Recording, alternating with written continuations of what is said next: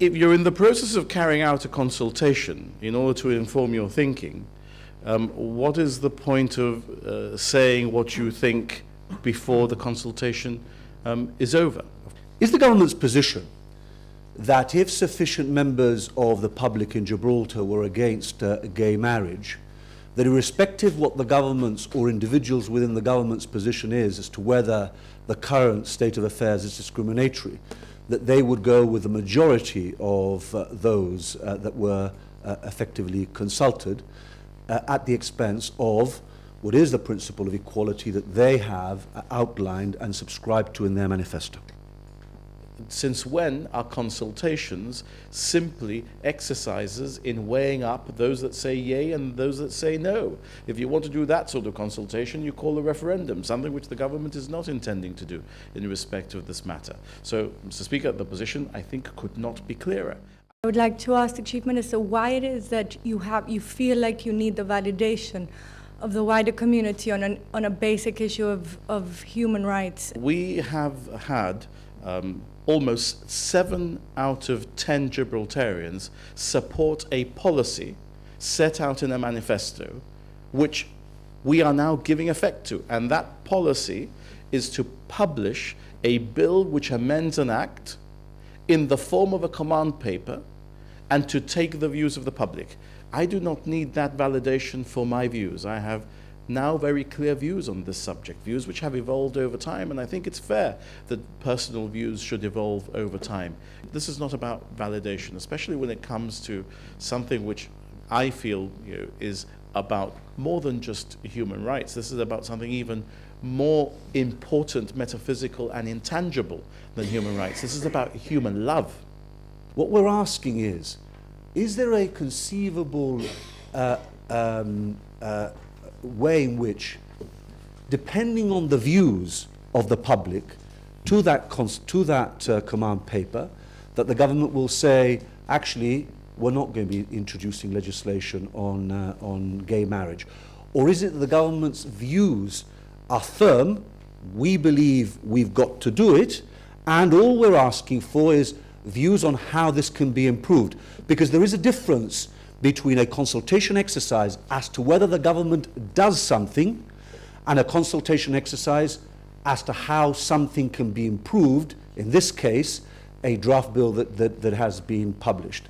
My call is for in the process of this command paper, the consultation to result in a real soul searching in this community of what the issues are. Look, because I am the leader of the House and the representative of Her Majesty's Government of Gibraltar, and the government is embarked in a process of consultation.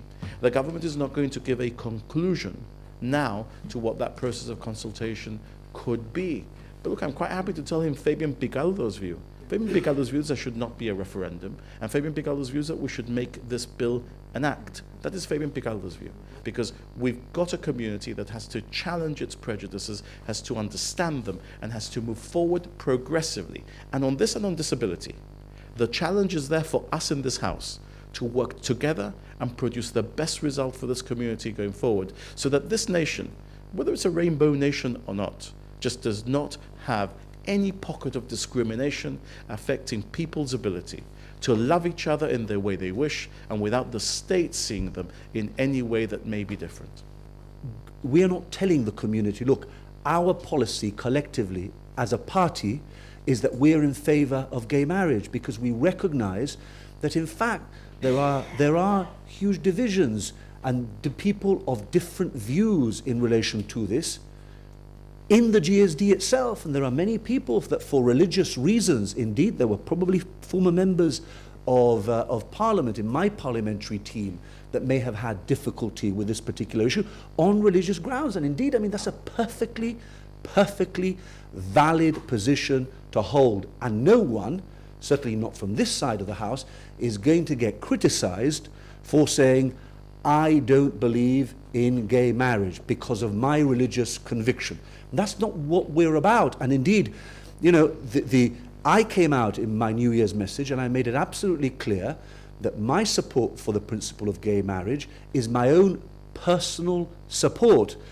What we've said we will do is that the results of the responses will be published by June this year. It says next year in the manifesto, but now by June this year. So we're going to actually not just sit and look at this ourselves. We've said we're going to publish the responses to the command paper, and that is what the public have chosen should be the route to this matter.